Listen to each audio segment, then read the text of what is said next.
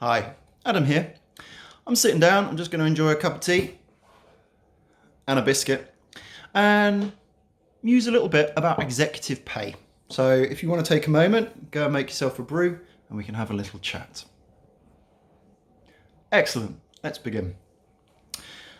Executive pay is a really curious part of compensation because in theory, it's exactly the same as for anyone else. When it comes to benchmarking an executive job, you still need to scope it. You still need to look at the size of the responsibility. You do tend to bring in the size of the organization as well. Obviously, a finance director of £1 million organization is not really the same job as a finance director of £1 billion organization. So, you're still gauging the size of the role and what it is it works on. And then you've got benchmarking information, salary surveys, the same as with other roles. You go to it, you get market data, and you pull it all together, and then you've got recommendations. That part is very much the same as any other role. And yet, if it's the same, then how come we see headlines about runaway executive pay, about shareholder investor rebellions on remuneration committee reports? We know for a fact that CEO pay as a multiple of average worker pay is advancing much more rapidly. It's increasing over the years, and the government is bringing in reporting for listed companies to focus on that kind of issue and bring attention to it. So if we're following the same process and we're using the same sort of pay benchmarking principles, how come it's advancing more rapidly? How come it's not moving the same? And for me, I think that there's a couple of very human factors that aren't really taken into account when people think about executive pay and the decisions that we make about what is an appropriate pay to give to a chief exec.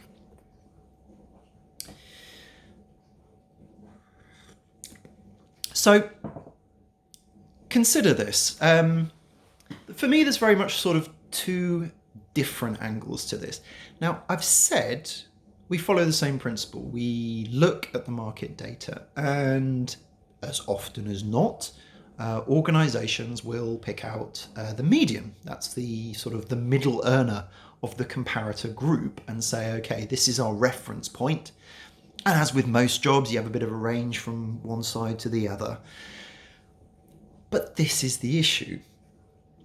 If you want someone to come in and lead your organization, do you want an average CEO?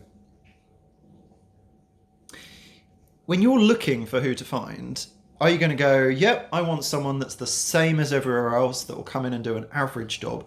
Or do you think you are picking out an exceptional leader? And, not really a spoiler, but most organizations are looking for an exceptional leader. And the thing is, if you're looking for someone exceptional and above average, are you going to offer average pay? So we have this very real phenomenon where people are taking the same sort of pay benchmarking materials that you will find for any other job, and they are looking at it and they are naturally inclined to the top end. Now, this is the sort of thing that will create a positive feedback loop. You appoint someone on above average pay because you've got an above average leader. That goes into the pay benchmarking materials, and then next year, that median has moved up slightly. And all of the other remuneration committees are looking at it, and to be honest, no one really is going to be sitting there going, we've got a distinctly below average leader.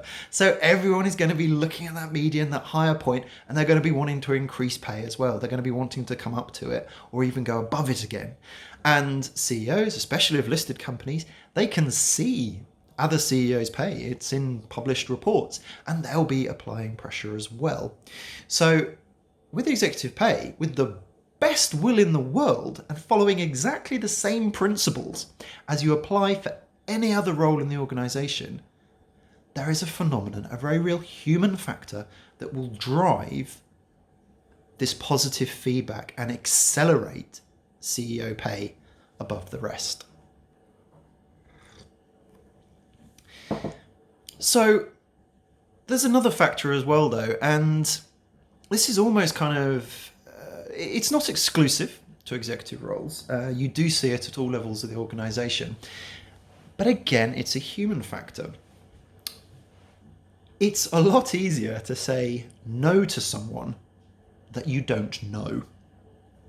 Now, there've been a lot of good work on remuneration committees over the years.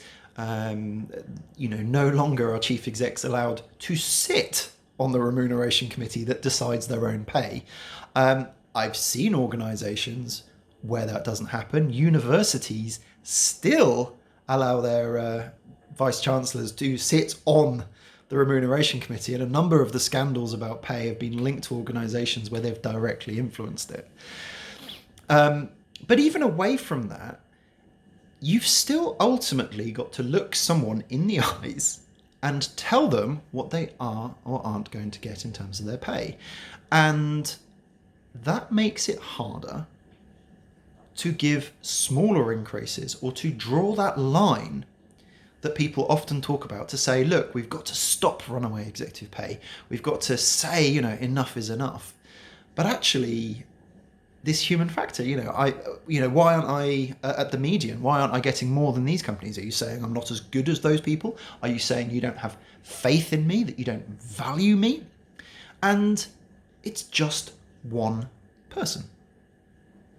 And it's the sort of thing, like you can imagine an organisation, they choose to give their chief executive a 5% salary increase, say, which could be £20,000. £20,000 increase, 5%. It's a big increase for like a general annual salary review. It's a lot of money, that can go, pretty far for a lot of people. But that's the issue. It's one person. Think about an organisation that they're likely to manage. You might have 10,000 employees. And with pay benchmarking, you may have found that actually, really, we should give them all a 5% increase. But hang on a minute, giving all of those people a 5% increase, that's £1 million. Got to watch our finances, got to watch our cash. We'd love to do that, but £1 million is a lot of money. However, CEO, 5% increase, it's £20,000.